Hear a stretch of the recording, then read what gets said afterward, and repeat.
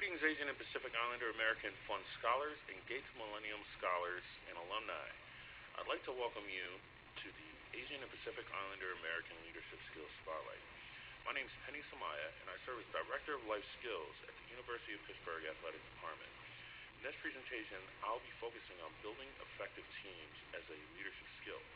I will briefly describe what an effective team looks like, how one can build an effective team, and offer some useful resources about team building. I'd like for you to keep in mind there are various definitions and perceptions on building effective teams. The content of this presentation represents a comprehensive perspective on building effective teams as a leadership skill based on my professional expertise. Now, with that being said, let's begin. The speaking points I'll be covering in today's presentations include defining what an effective team is, team situations. Then we'll delve into building an effective team by first examining self-reflection, identifying influential people, getting to know each other, building trust. And then finally, I'll provide you with a few resources to help you as you begin to build your effective team. So, what is an effective team? Well, first let's take the word team. A team is typically made up of a group of individuals or a team of individuals who work together towards a common goal. Now, for an effective team, it is that same exact definition. Also, the team puts individual status aside to focus on the betterment of the whole group. In other words, they basically share responsibilities in order to become more effective. So, with an effective team, you typically would have not just one leader, but a group of leaders who all focus on that common goal.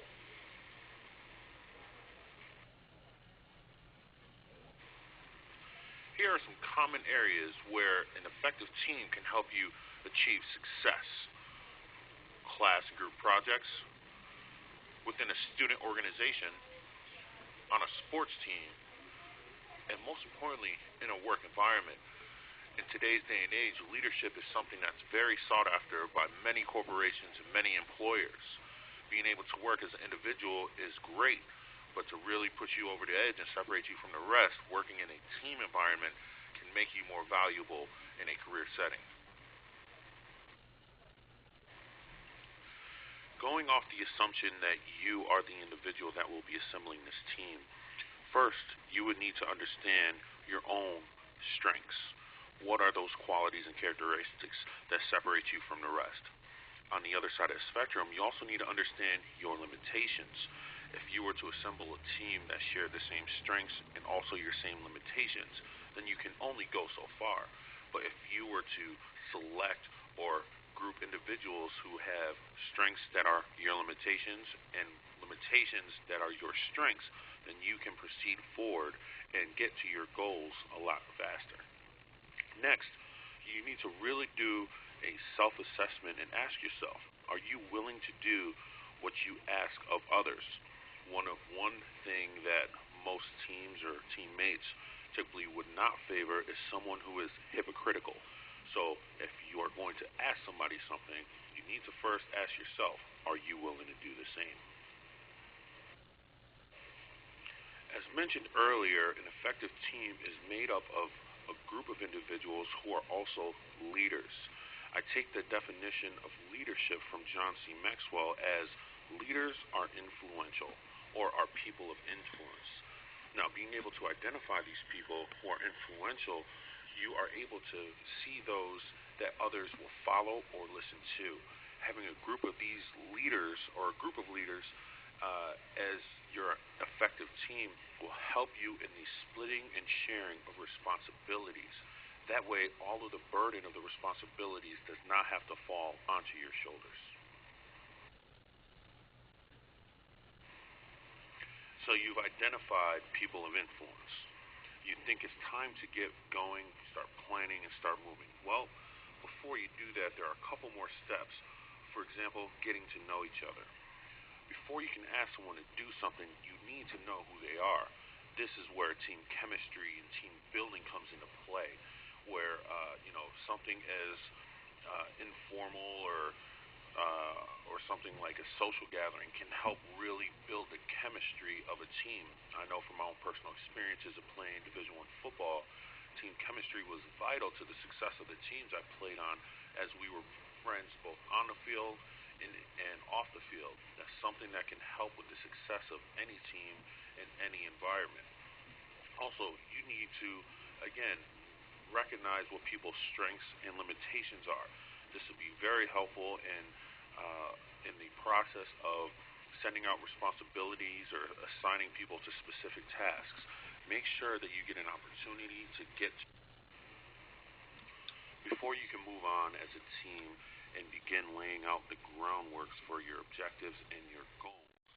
The last piece you need to work on is trust.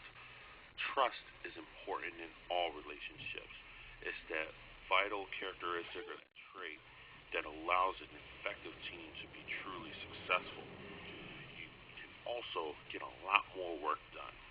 So take a school project, for example, where you're working on a business proposal, the marketing piece and the financial piece. If you trust the fact that your team members will have that financial piece done and you're focusing on the marketing, you both can work simultaneously at completing the task. But if there is no trust and you're worried on whether or not one is going to finish the other, then you will constantly be burdened and sidetracked, and then the lack of motivation and communications will come into play and the work will not be complete. So trust is a vital piece in the success of an effective team.